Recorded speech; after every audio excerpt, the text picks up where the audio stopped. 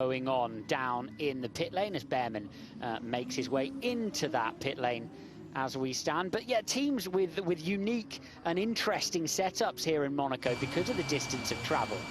We saw vans down there for the Formula 3 practice earlier on to unload all the kit and gear that they need to run and operate these cars remotely. Absolutely. Okay, 4.5 minutes to go. Let's hear from a driver who's trying to turn his season around. Victor Martins has been talking to us earlier in the weekend. Of course, I think it's not the start of the season we were hoping for. In the end, I'm honest, we are in a difficult situation. We are not where we want to be, where we were aiming for also. And we just need to stay calm, keep the serenity in the work, keep the faith in everyone in the team. I feel I have not becoming a driver to be at the back, while last year I was always at the front. And the same for the team. They always gave me a mega car last year, and I think the new car just brought a bit more difficulties in certain areas that we need to analyze and keep calm. It's just there is still 10 rounds to go, and there will be many opportunities. And if this weekend is the really start of the season for us, I accept it and we go for it. And Victor Martins trying to put a brave face on it and look ahead. He's got no other choice in the championship, and there sits the blue sky. It's not going to be useful for us, but the rain has stopped hammering down, which is good news for me because I forgot my coat, Alex. So as you might be jealous of the trackside commentary box, don't be jealous of the weather. It's a long walk up the hill to your hotel as well. It is as well, yeah. It is, it is. I need the weather to break my way.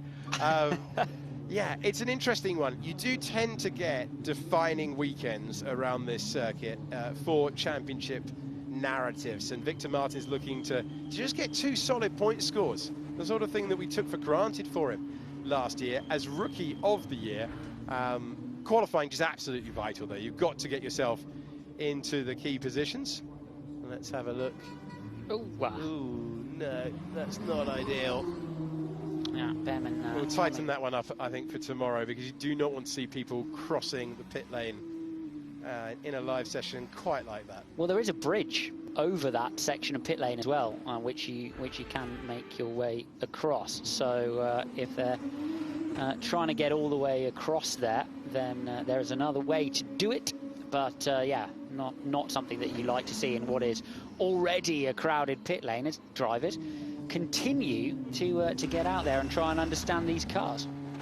But Dennis Hauger's been waiting there for a while. Look at the state of the car. You can see how long he's been collecting the raindrops. That's when you get the wettest as well, when you're sat there in the pit lane. As soon as the car's moving along, racing cars mercifully are designed to move the air efficiently around the driver, so you don't actually get that wet when it rains till you go and park in the pit lane or go and do a slow down lap, and then you're always soaking wet then going out onto the racetrack. You can get out of the car after racing in the most deluge conditions, completely dry apart from your exertions behind the wheel. So yeah, it's always an interesting one. I used to hate sitting in the pit lane getting rained on. Not a fan. Not a fan. No, understandably so. This is Isaac Hadjar just crawling around. You can see he was in first gear there. And just crawling round through the iconic tunnel. You can see someone's met the outside of that earlier than intended. Yeah. Big change of surface then. It's so easy to mess it up as you kind of momentarily get used to a dry level of grip through the tunnel and then go back out into wet conditions. It's almost like crossing over onto a standing water section of a motorway there, where you come back on and all of a sudden there's a huge change in grip. See drivers drop it on that kink down to the new chicane so often before they've even breathed on the brake pedal. Such is the difference in surface and wet conditions.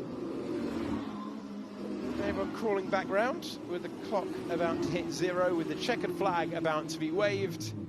and sometimes you get practice sessions of huge consequence. I don't think we'll be featuring this one in that category, but Victor Martins, after a tough start to the year, is going to top it with a 1:39.2 set early in the session. Plenty of cars off at Saint-Devote. Dirksen had to park up after being unable to rotate the car out of there. We saw Colapinto into the barriers, but the fact that he's still in 7th place shows you where track conditions have deteriorated to. With the rain, it's been coming down pretty solidly for about half an hour now.